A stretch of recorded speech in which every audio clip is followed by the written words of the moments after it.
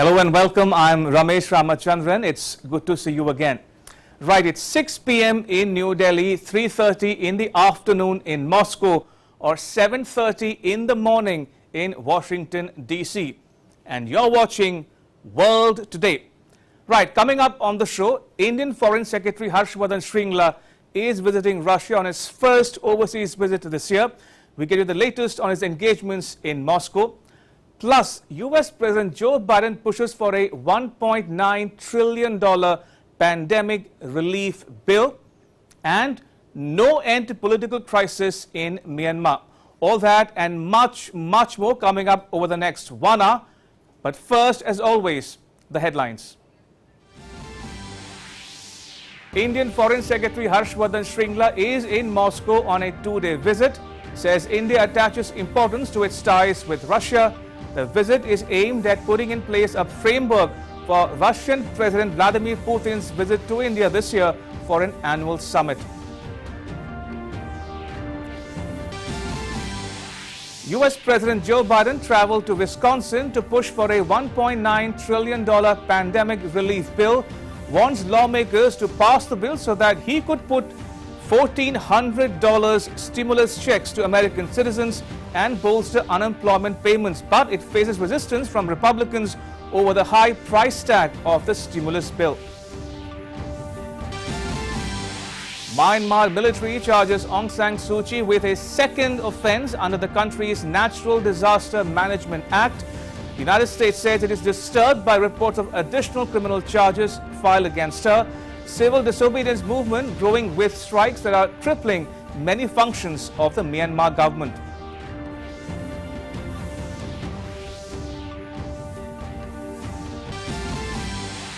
And world battles COVID-19. Cases worldwide crossed the 110 million mark. Nearly 85 million recover. The virus claims over 2.4 million lives globally. 7 variants of the novel coronavirus found in the United States.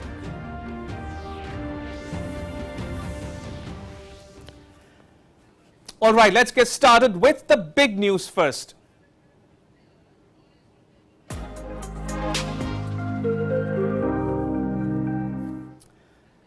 Right, as I said before, Indian Foreign Secretary Harshvardhan Shringla is in Moscow on a 2-day visit.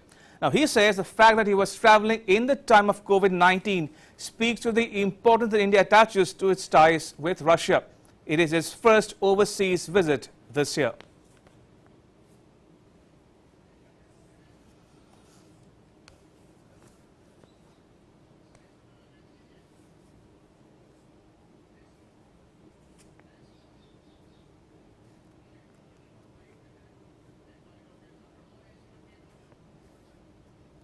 I'm very happy to be here in this beautiful city of Moscow. This is the first visit I've made outside India in this new year. And traveling in these COVID times gives an indication of the importance we attach to our relations with Russia. I'm looking forward to my meeting with my counterpart, Deputy Minister Morgulov, tomorrow. I'm sure it will be a very, very fruitful and productive discussion. I'm also meeting academics, media personnel, get a little bit of taste of Russian culture. And on the whole, I think we are on our way to see how we can add momentum to an already vibrant relationship, a very strong India-Russia special and privileged strategic partnership. Now, the visit is aimed at putting in place a framework for Russian President Vladimir Putin's visit to India this year for the annual summit between the two countries. The summit could not take place last year due to the pandemic.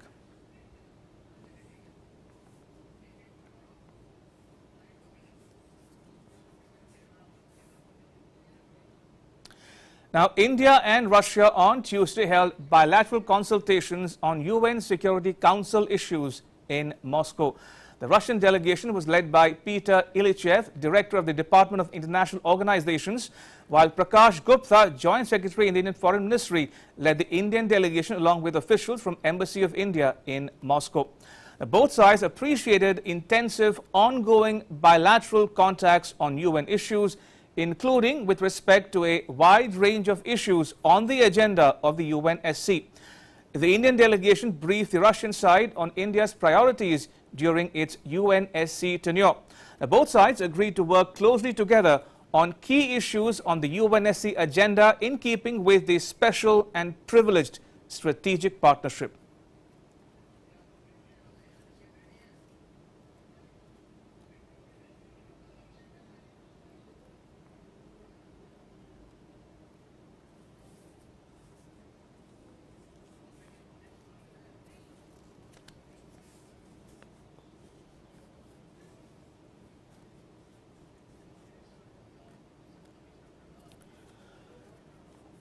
Right, so in just a minute or two, I'll have a special guest join us, Nandan Unnikrishnan, Distinguished Fellow from the ORF. ORF is Observer Research Foundation.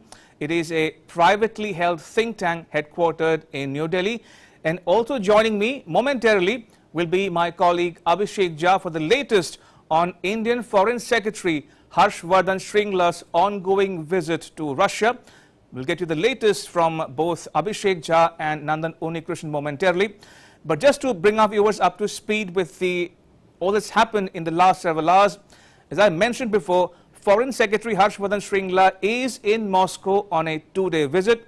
Now, India and Russia have what is known as a special and privileged strategic partnership, and it's 20 years old now. And Russia is a time-tested friend, partner of India. And the relationship spans many diverse areas, including defense and security, nuclear energy, energy ties in general, and also space cooperation. So the entire gamut of the special and privileged partnership is in full play in India-Russia ties.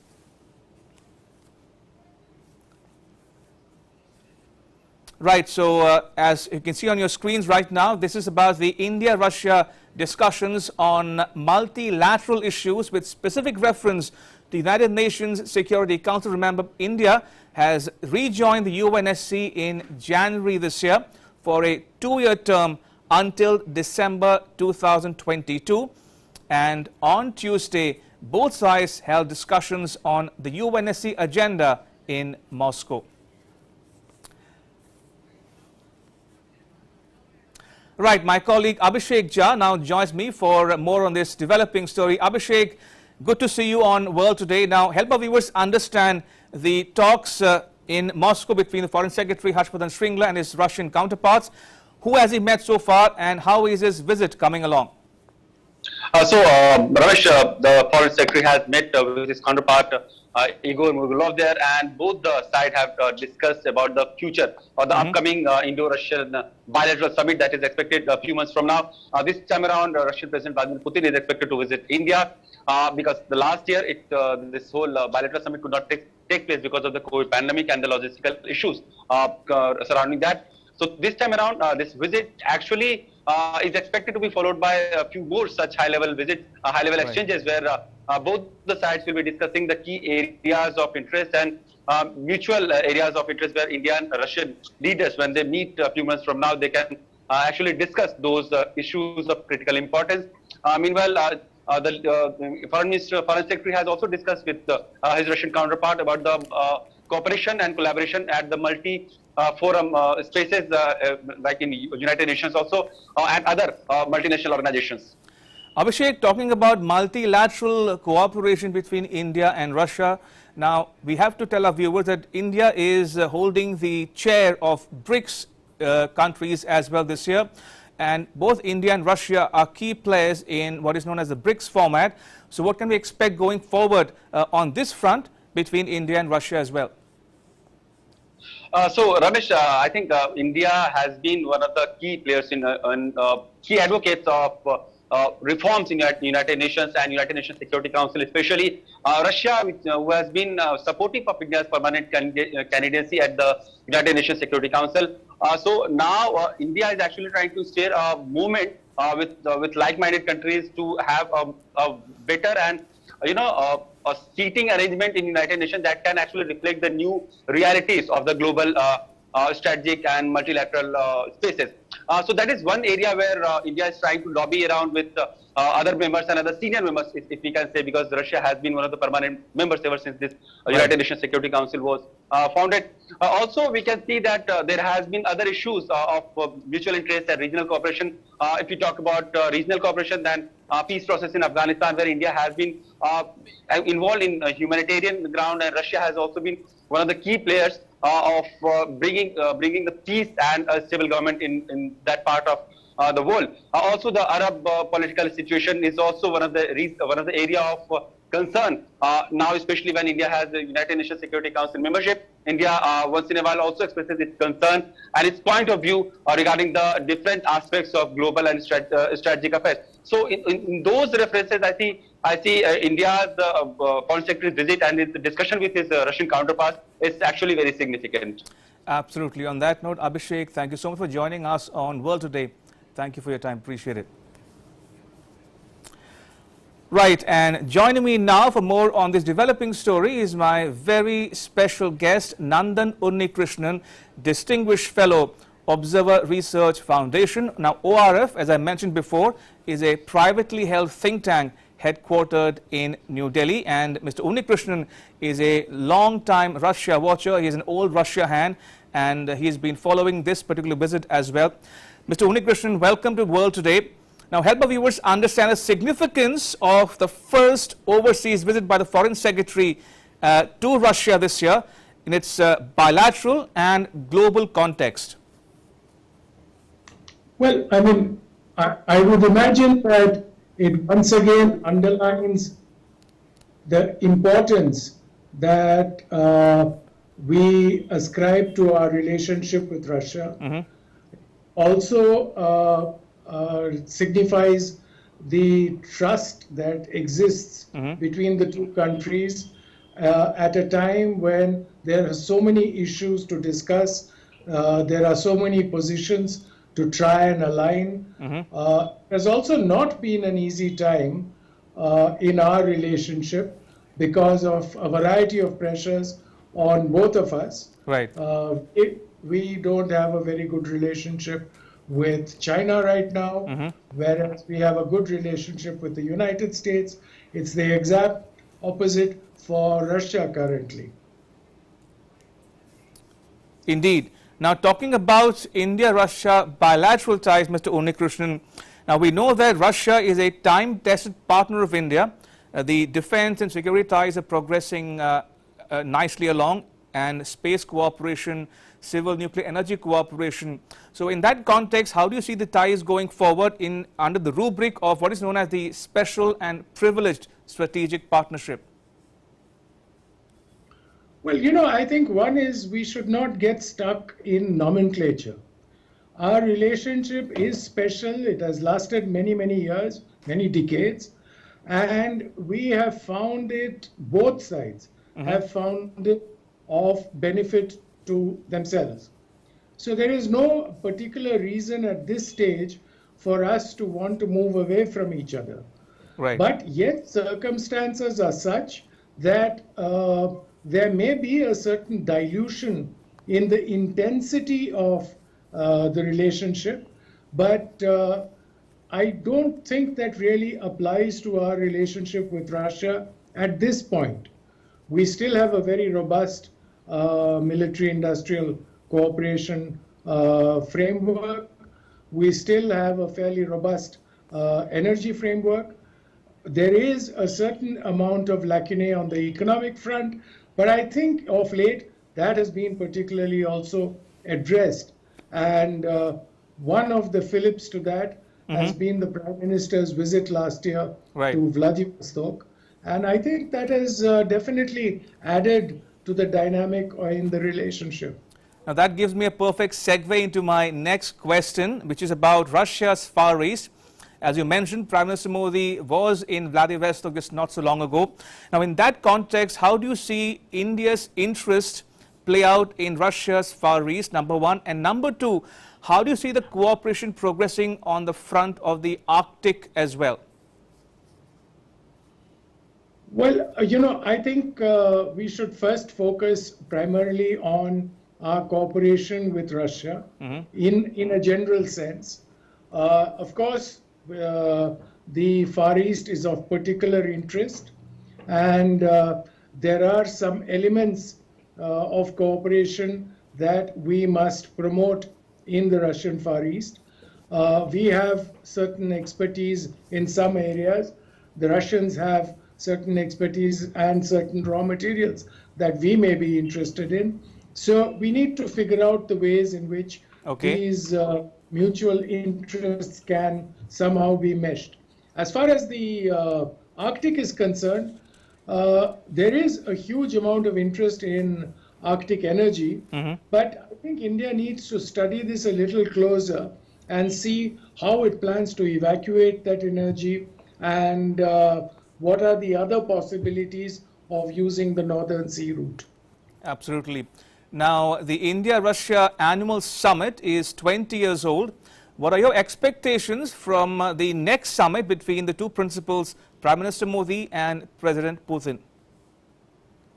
No, the expectations, you see, this is, when we say it's an annual summit, there also has to be a level at which we have to moderate our expectations. After all, you can't have bombastic headlines year after year, right? So what's the next big idea in the India-Russia relationship, if I can put it that way? Well, I think one thing that we've understood is that this is a very stable relationship. Right. There are certain sort of, you know, I don't know how to describe this, but goals that are set, and both countries are moving towards developing their manner in which they can reach these goals. At this point of time, what is most important is that both countries recognize their importance to each other, and that is why they are continuing with this whole practice of maintaining close contact between the leaderships. Now, you contrasted India's ties with Russia with that of Russia's ties with China. Now, in the trilateral format, Russia, India, China, how do you see this dynamic playing itself out in the near term? Well, you know, Russia is not going to meddle in our relationship with China. That is quite clear. But if Russia can help India and China talk to each other without being a third party, Russia is not interested in mediating between India and China. Okay. But if Russia can facilitate a conversation between the two, the Russians will do so. And we saw it last year in Moscow when both our defense minister and foreign minister went. There were meetings that were held on the sidelines of the meetings that both of them held in Moscow. And I'm sure that in some ways those discussions helped both sides understand where they stand. Russia is, of course, worried because currently China is one of its good friends. India is a long-standing good friend, and it does not want, it is not in Russia's interest that the two should be at each other's throats. But given the lack of trust between India and China, that is an inevitable consequence that Russia will have to learn to live with. And Russia, I suspect, has been in international politics at the highest level long enough and acquired enough nimbleness to be able to navigate the underwater stones that may come up. Absolutely. Now, talking about the multilateral the cooperation between India and Russia. Now, India is the chair of BRICS this year. And how do you see BRICS evolving or reinventing itself going forward? Well, you know, I think that none of the aims that BRICS was originally set up with have really changed, right? The cooperation between the 5 countries that constitute BRICS will have to continue. I personally think that in the current circumstance, obviously, certain element of caution will be injected into the functioning of BRICS for the simple reason that the whole world, and it's not just India, even Russia, South Africa, Brazil, and China itself will all be waiting to see how the relationship between the United States and China evolves. Indeed. And what is the outcome of whatever deliberations the new US administration has within their own setup, and how they plan to reach out and resolve the current problems they have with the Chinese. Right. And finally, Mr. Unnikrishnan, now when we talk about regional issues, there is Afghanistan, there is Iran. How do you see this issues being played out going forward, number one? Number two, interestingly, Indian Navy in particular is taking part in the naval exercises between Iran and Russia in the northern Indian Ocean as well. So a lot of interest at stake here, isn't it? Well, India is aspiring to be a global player. Right. And as a global player, it is but natural that India will maintain relationships across the board with everybody. And some of those relationships may be tense, some may be very friendly. That is point number one. Point number two, on certain concrete issues, for example, Afghanistan and others you asked me about, I think it is important that Russia, India, Iran, and other players, Central Asian countries, talk to each other and try and understand try and come to some understanding as to how they think the situation in Afghanistan is going to unfold. Because whether we like it or not, I personally do not perceive a situation where the Americans are going to hang around for too long.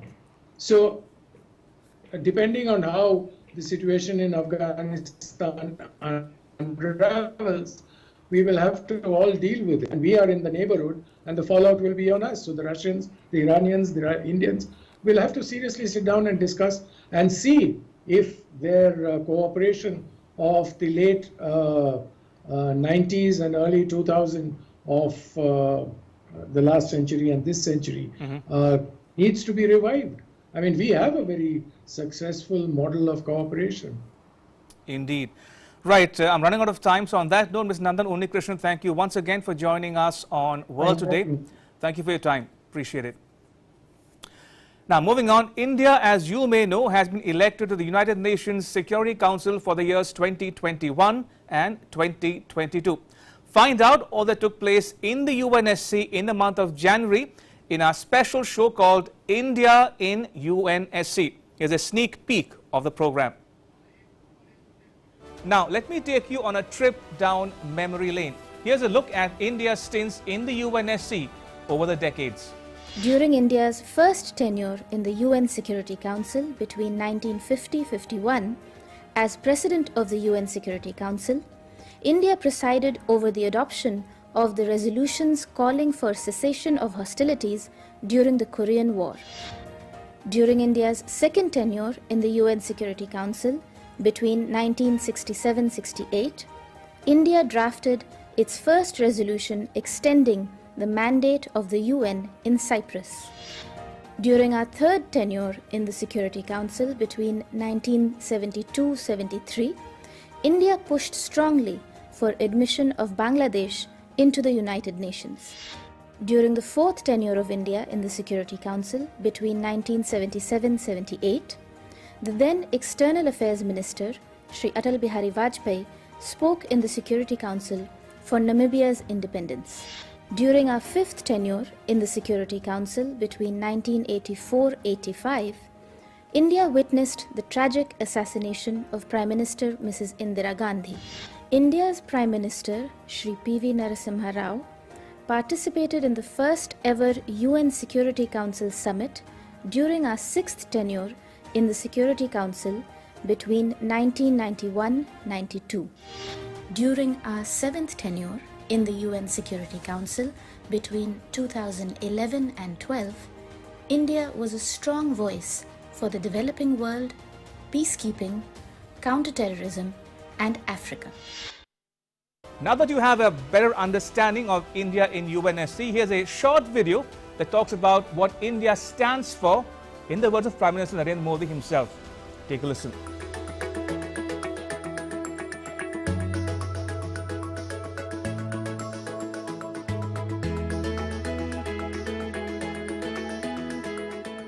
हमारा मार्ग जन कल्याण से जग कल्याण का है। भारत की आवाज हमेशा शांति, सुरक्षा और समृद्धि के लिए उठेगी।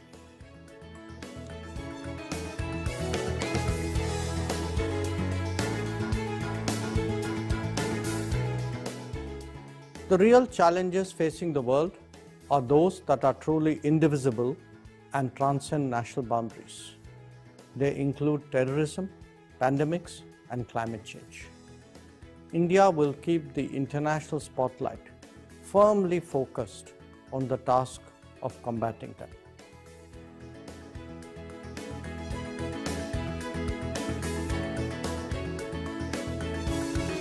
India's 75-year engagement with the United Nations is based on its steadfast commitment to multilateralism and addressing the challenges faced by the global community in the interest of preserving international peace and security.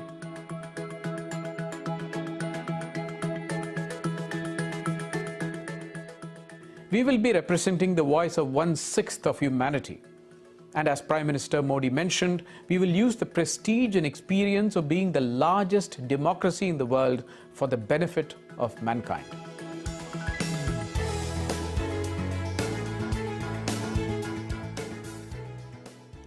दुनिया के अनेक देशों ने भारत पर जो विश्वास जताया है, मैं उसके लिए सभी साथी देशों का आभार प्रकट करता हूं।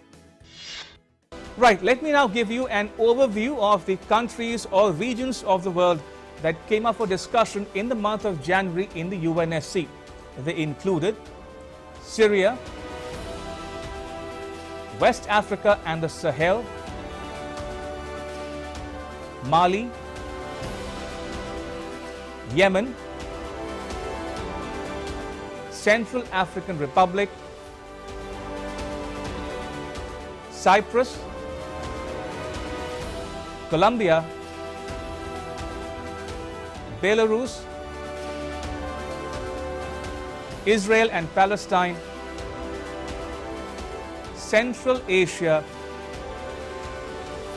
and Libya.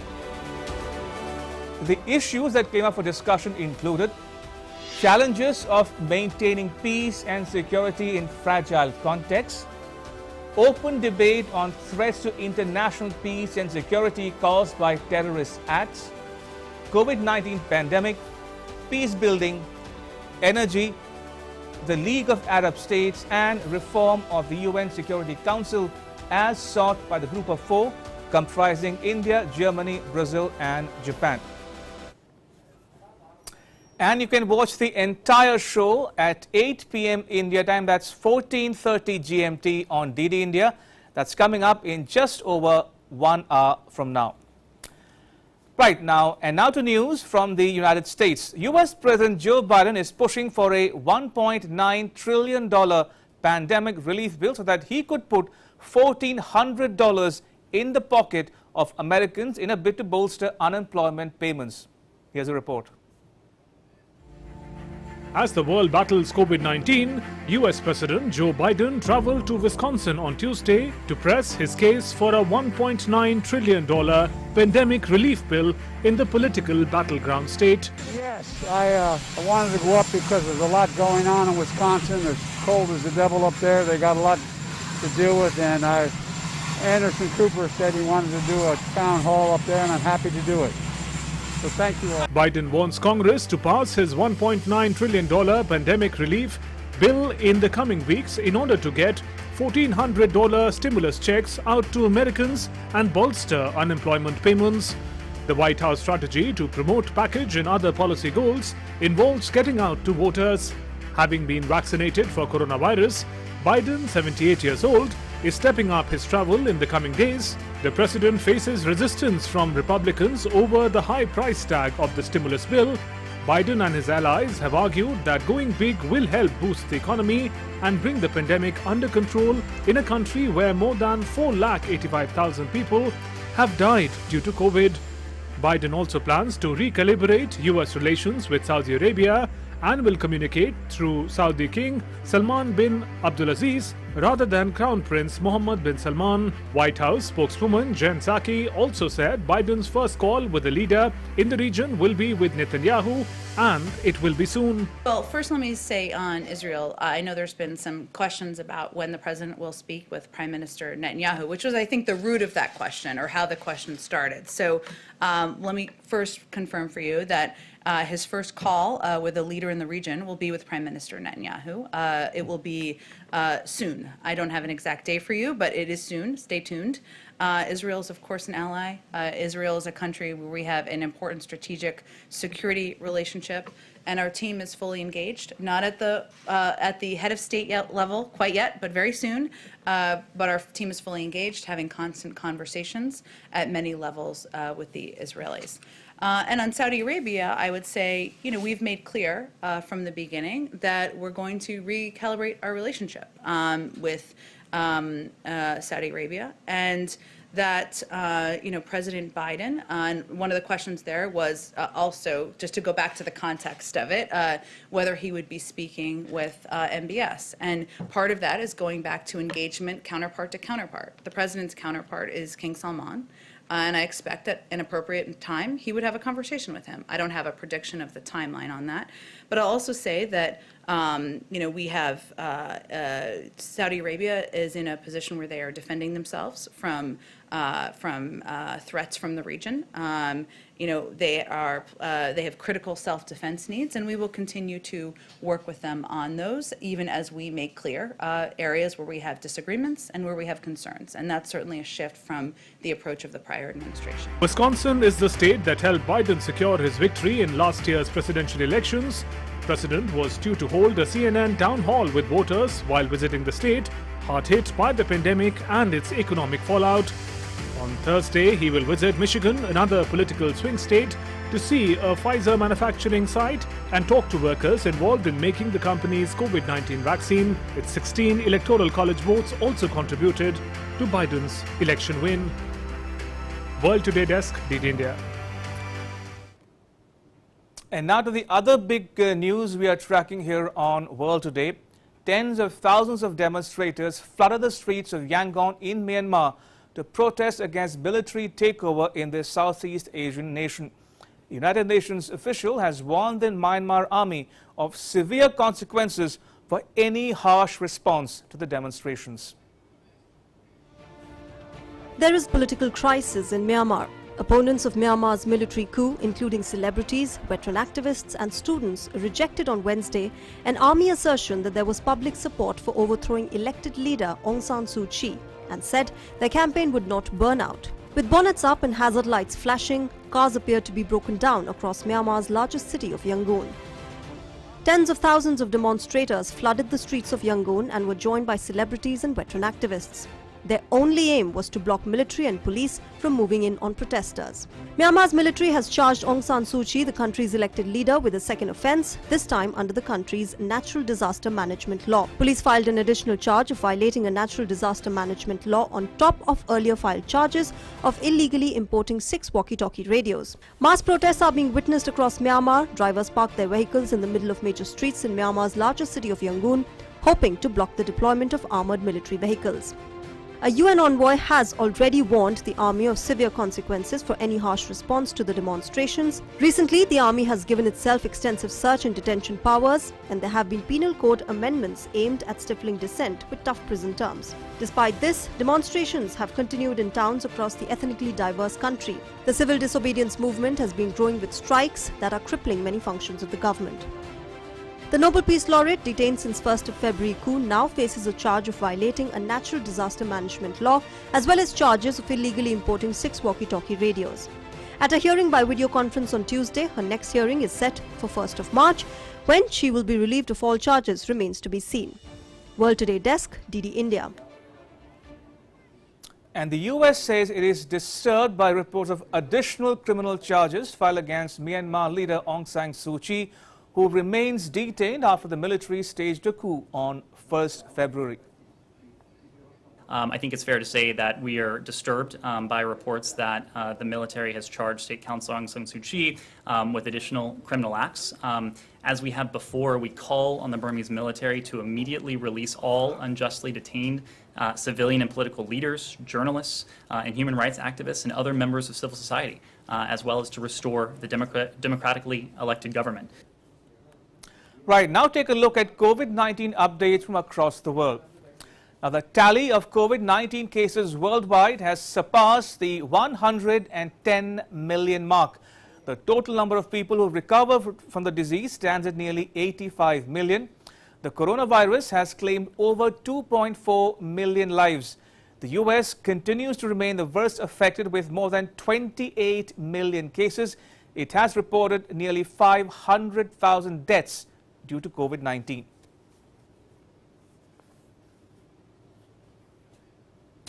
Now, in Brazil, the city of Rio de Janeiro would halt COVID-19 vaccinations from Wednesday due to a lack of shots.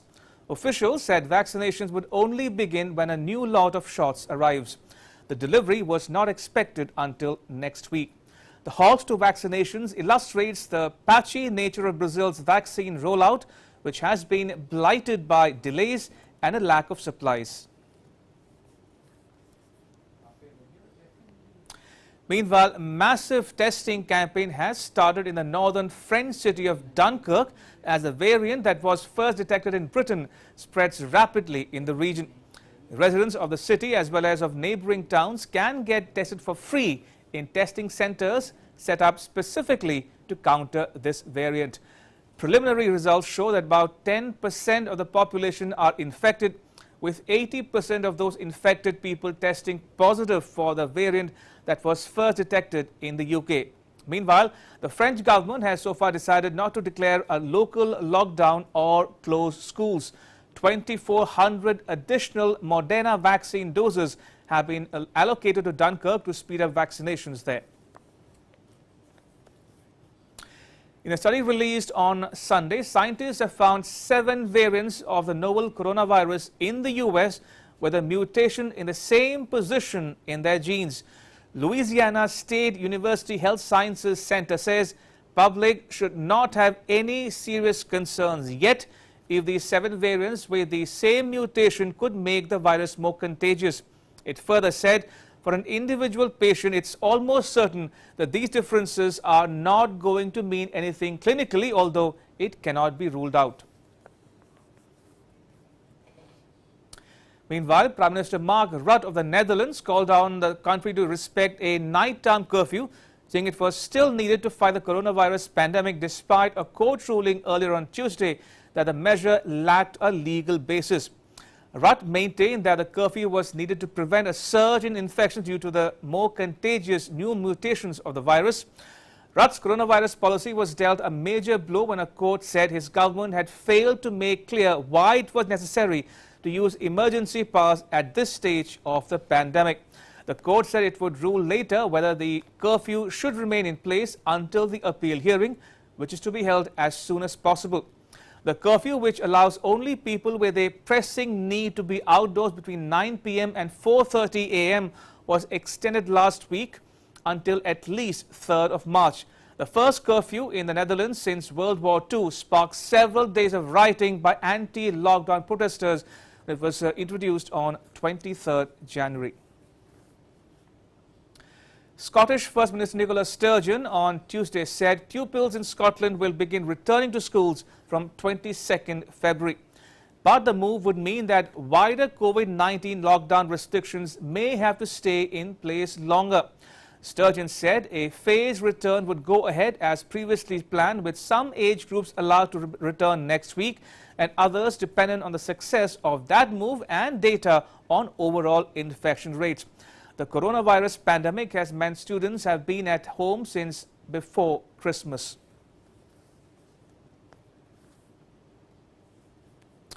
Moving on, 5 members of an Islamist militant group has been sentenced to death by a court in Bangladesh for killing blogger Avijit Roy, critical of religious extremism. Roy, a US citizen of Bangladeshi origin, was hacked to death by machete-wielding assailants in February 2015 when he was returning home with his wife from a Dhaka book fair. His wife and fellow blogger Rafida Ahmed suffered head injuries and lost a finger. One man has been jailed for life. The 6 men convicted belong to the Al-Qaeda-inspired domestic militant group Ansarullah Bangla team, which police say were behind the murders of more than a dozen secular activists and bloggers.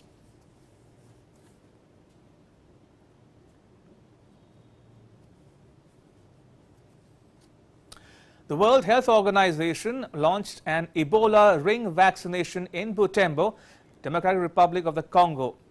Last week, the DRC Ministry of Health declared a new Ebola outbreak after a case was identified near the city of Butembo in North Kivu province. So far, there are 4 confirmed cases, including 2 deaths. The ring vaccination efforts began over the weekend. More than 50 high-risk contacts have been vaccinated in Biena Health Zone, where the first case was detected as of 15th February. Vaccination efforts had also begun in Katwa Health Zone. A batch of foreign envoys visited Srinagar in Jammu and Kashmir on Wednesday. The envoys, hailing from 24 countries, are a part of the delegation visiting the Union territory. The delegation, led by European Union's ambassador to India, Ugo Astuto, includes diplomats from African and European countries. The delegation was accorded a traditional welcome upon arrival in Srinagar. The envoys then reached Magam block of Budgam district, where they were briefed on Panchayati Raj and grievance redressal. They interacted with locals too. The delegation would meet members of political parties and other stakeholders, including newly appointed District Development Council members, social activists, stakeholders in the hospitality sector and newspaper editors. The delegation was supposed to visit Hazrat Bal Dargah in the evening and then meet the civil society at the Sher-e-Kashmir International Convention Centre. The group of envoys would leave for Jammu on Thursday. They'd get a briefing from top Indian Army officials and receive first-hand information from the J&K administration as well. Later in the day, the envoys would call on Lieutenant Governor Manoj Sinha. It would be the 4th visit by foreign envoys to J&K in the last 2 years.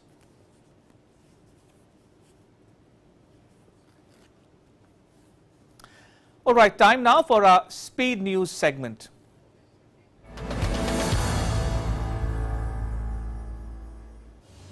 Northern Mexico experienced blackouts for a second consecutive day on Tuesday as several power plants faced natural gas supply failures from Texas, where a rare deep freeze has left millions of users without lights and heat. Rolling power cuts impacted Chihuahua, Coahuila, Tamaulipas and Nuevo Leon, Mexican states that border Texas. About 4.7 million users in northern Mexico lost power on Monday after cold weather froze pipelines and natural gas deliveries from Texas slowed. The freeze also knocked out electricity for more than 2 million customers in Texas. Around 1,400 buildings were damaged in an earthquake which struck Japan's Fukushima last week, an incomplete count has suggested.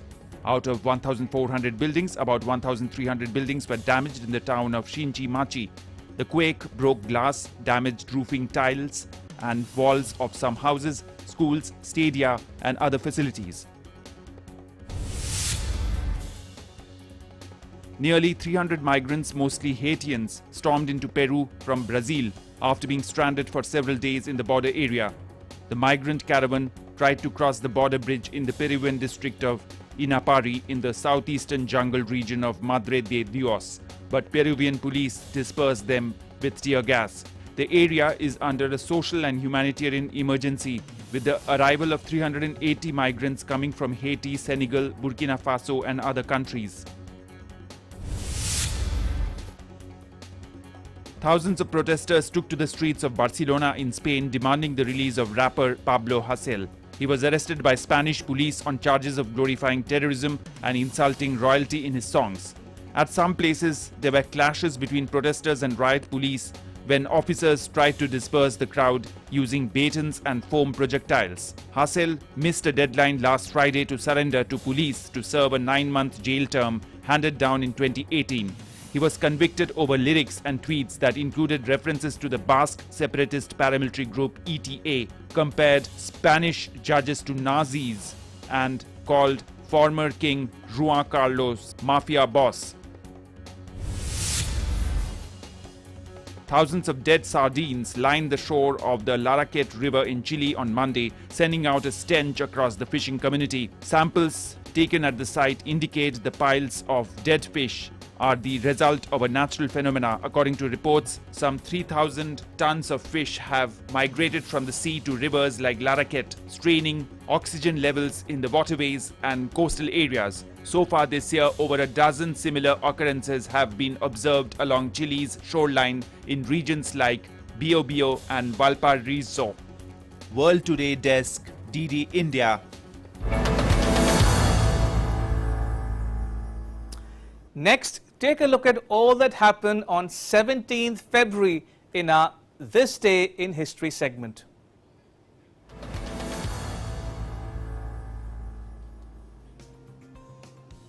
It was on February 17 in 1801 when the United States got its third president as Thomas Jefferson. It was an important event in the history of the US since the election constituted the first peaceful transfer of power from one political party to another. Jefferson had previously served as the second vice president of the US between 1797 and 1801. On 17th February 1863, an international committee for relief to the wounded was founded by a group of citizens of Geneva. The name was later changed to the International Committee of the Red Cross. The organization is widely recognized in the world and has won 3 Nobel Peace Prizes in 1917, 1944 and 1963. Recognized as the world's greatest basketball player, Michael Jordan was born on February 17 in 1963. During his career, Jordan has been a 6-time NBA champion and 14-time NBA All-Star. Apart from that, he has even won 10 scoring titles. Playing for Chicago Bulls, Jordan retired with the NBA's highest scoring average of 30.1 ppg. On this day in 2002, France bid a farewell to its 641-year-old currency as the franc lived its last day as legal tender after a swift changeover to the euro. The announcement was made on January 1, 2002, but it was after over 1 month that the complete changeover was done. It was on this day in 2008 that a small piece of land between Serbia and North Macedonia, known as Kosovo, declared itself a nation. The declaration was bitterly contested by Russia and Serbia. Russia denounced Kosovo's independence declaration and called for an emergency meeting of the United Nations Security Council, underlining its opposition. World Today Desk, DD India. And here's your daily fix of offbeat, odd news stories from around the world in our Beyond Headlines segment.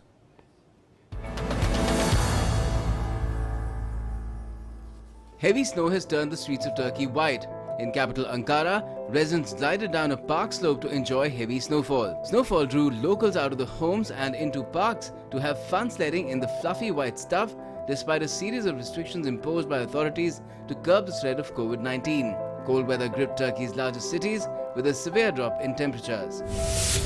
In Vietnam, domestic scientists are undertaking smart manufacturing for intelligent materials that are being effectively applied in a number of fields. The materials include a glass which can change from a transparent to an opaque state in less than 0.2 seconds.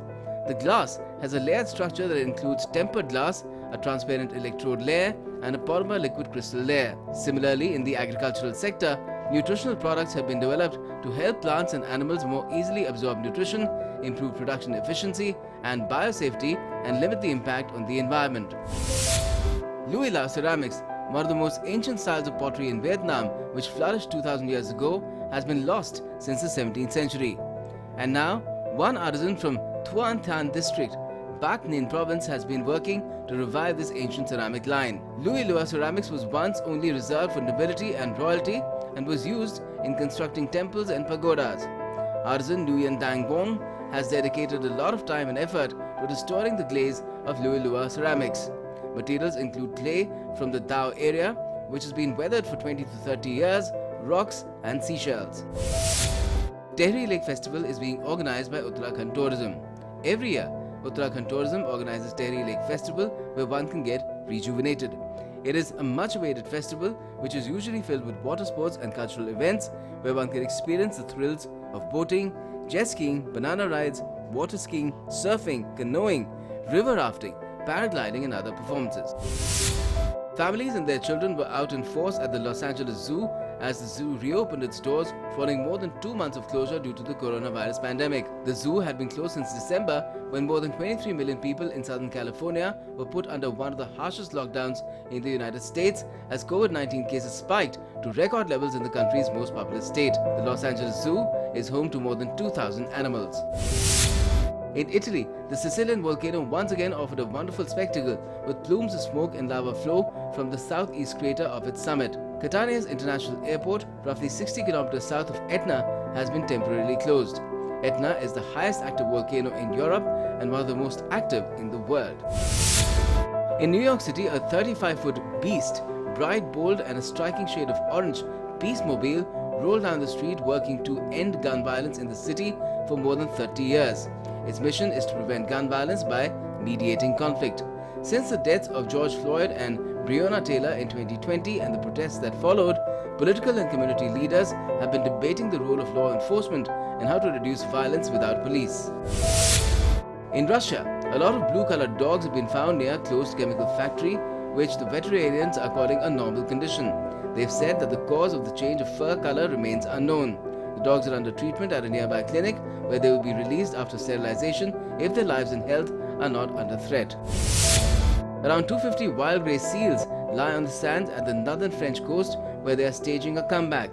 Seals started to disappear from the Côte d'Opale in the 1970s under pressure from fishermen who saw them as rivals for their catch.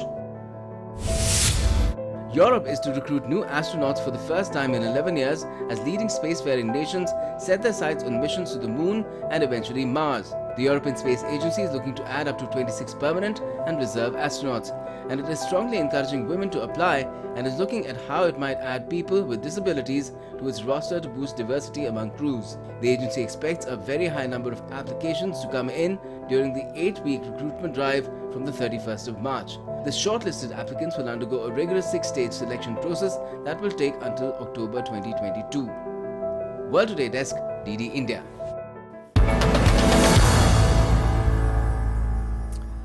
And with that, it's a wrap. But news continues here on DD India. You can catch all the latest updates on our social media, mobile and digital platforms. We'll leave you with these images of snowfall in the US and Europe. Thanks for watching. Bye-bye.